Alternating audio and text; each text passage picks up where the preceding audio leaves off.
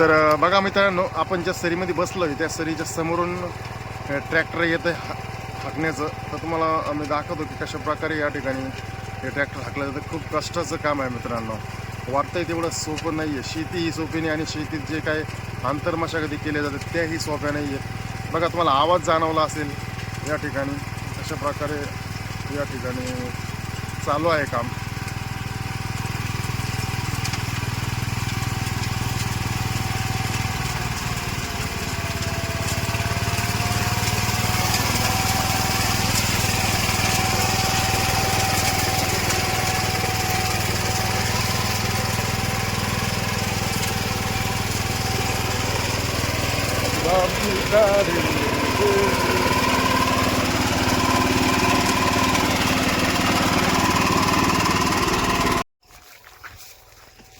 तर नमस्कार मित्रांनो, आपलं या ठिकाणी मनापासून स्वागत करतो मी, आपला नाथ भागीनाथ. तर मित्रांनो, आज आपण आपला जो काय ऊस आहे त्या ऊसामध्ये छोटंसं ट्रॅक्टर हाकतोय.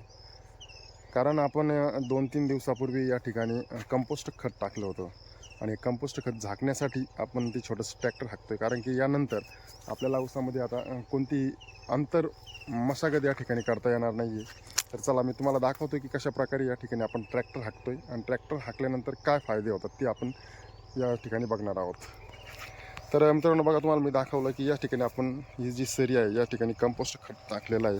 कंपोस्ट खत टाकल्यानंतर हे बघा, तुम्हाला मी दाखवतो हे जे कंपोस्ट खत टाकलं आहे, सरी अशी बघा मित्रांनो, या ठिकाणी किती गबाळ आहे.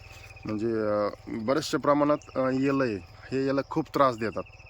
नंतर ज्यावेळेस ऊस तोडणी येते त्यावेळेसही खूप त्रास देतात.